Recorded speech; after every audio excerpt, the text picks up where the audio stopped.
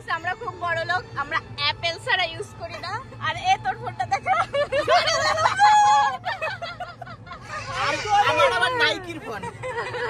So hey guys, welcome back to my channel. কেমন আছো তোমরা সবাই? নিশ্চয়ই ভালো আছো, আর আমি তো সব সময় ভালো থাকি। সো অনেক দিন পর আমরা সবাই মিলে একটু রাত্রে ঘুরু করতে যাচ্ছিলাম। আর রাত্রে ঘুরু করতে কিন্তু আমার খুব ভালো লাগে। আর তার উপর রয়েছে আংশু তো টোটোতে উঠতে খুব ভালো লাগে, কারণ কি টোটোর চারপাশটা বেশ ফাঁকা আর হাওয়াতে বেশ ভালো লাগে। আর এদিকে দেখো ওর মুখে লাভ বাইট দিয়ে দিয়েছে ওর ঠাম্মি। অনেক দিন পর সবাই মিলে চলে এসেছি ভীমপুর ভিলেজ আর্ট রেস্টুরেন্টে।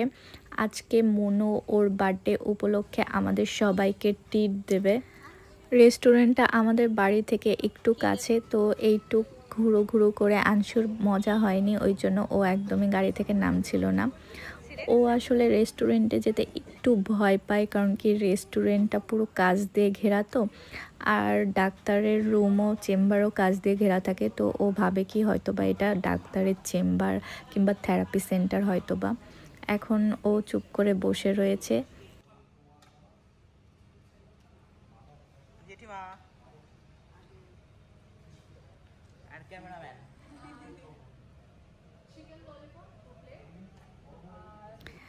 রেস্টুরেন্টে আমাদের চেনা একজন ওয়েটারের সাথে দেখা হলো।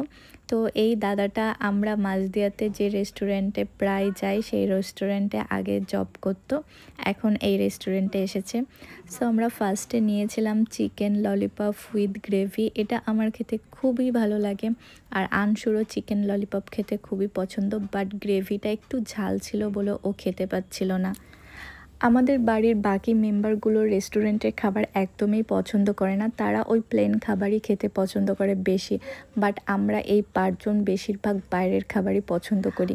তবে ওভি আর আংশুর যে কোনো খাবার হলেই হলো, ওরা খেতে খুব পছন্দ করে। বেশিরভাগ বাচ্চারা খাবার নিয়ে বায়না করে, বাট এদের খাবার নিয়ে কোনো বায়না নেই, এদের একটা খাবার হলেই হলো। খাবার আসতে দেরি হচ্ছিল, তার মধ্যে আংশুর বিস্কিট, ওরিও আর ফেভারিট বিস্কিট প্রাণ পটেটো খাওয়া হয়ে গেল। এদিকে কাকিমাও ওর কাছ থেকে একটু নিয়ে নিল, ওই জন্য ও আবার তাড়াতাড়ি খেয়ে নিচ্ছে যাতে ওর কাছ থেকে কেউ না নেয়। এরপরে চলে আসলো বাটার নান আর বাটার চিকেন। আমার খুব ভালো লাগে এই বাটার চিকেন, একটু মিষ্টি হয় আর নানগুলো এত সফট, খুব ভালো লাগছিল। আংশু ঘি বা বাটার একদম পছন্দ করে না, তবে নান ওর খুব ফেভারেট। যেহেতু এতে বাটার দেওয়া ছিল অতিরিক্ত, তাই ও খেলো না, ও বসে বসে ওর বিস্কিটগুলোই খাচ্ছিল। আমরা খাওয়ার টাইমটা অনেকটা ভয়ে ছিলাম যে কখন আংশু উঠে দৌড় দিয়ে পালিয়ে যায়, আর ওকে ধরার জন্য আমাদেরও ওর পেছনে দৌড়াতে হয়, বাট ও চুপ করে বসে বসেই খাচ্ছিল। অ্যাকচুয়ালি ADHD বা হাইপার অ্যাক্টিভ বেবিদের বাইরে ঘুরতে নিয়ে যাওয়া খুবই টাফ, কারণ কি এরা এক জায়গায় চুপ করে বসে থাকতে পারে না, খুবই চঞ্চল প্রকৃতির হয়, সবসময় দৌড়াদৌড়ি ছুটোছুটি করতেই বেশিরভাগ পছন্দ করে। তবে ফ্যামিলি মেম্বার যদি সাপোর্টিভ হয়, তাহলে কিন্তু এদেরকে খুব সহজে যে কোনো জায়গায় নিয়ে যাওয়া যায়।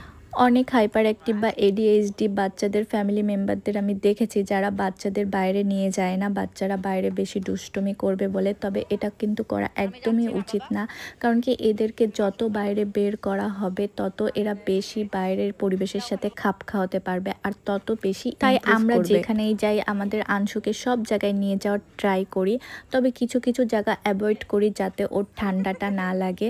কারণ কি হাইপার অ্যাক্টিভ বা ADHD বাচ্চাদের যদি ঠান্ডা লেগে যায় কিংবা শরীর খারাপ হয়, তাহলে এদের হাইপার আরও বেশি বেড়ে যায়, তখন ওরা অনেকটা পিছিয়ে যায়। এই রেস্টুরেন্টের পাশেই প্লে জোন করেছে, তো জিনিসটা আমার খুব ভালো লাগলো। এটা নতুনই করেছে, আগে ছিল না। তো আংশু তো এখন ওখানে যাবে খেলা করতে। ওর স্লিপার আর দোলনা খুবই পছন্দ, বাট এখানে দেখলাম যে ঢেকিও রয়েছে, বাট এই স্লিপারটা অনেকটা বড়, এটাতে আমার মনে হলো যে একটু রিস্ক হবে। সো গাইস, এভাবে আজকের দিনটা আমরা এনজয় করলাম। তো তোমাদের কেমন লাগলো আজকের ভিডিওটা অবশ্যই কিন্তু কমেন্টে জানিও, আর যদি ভালো লেগে থাকে তাহলে একটা লাইক আর শেয়ার করে দিও। তাহলে আজকের মতন এই পর্যন্তই, আবার দেখাবে নতুন ভিডিওতে।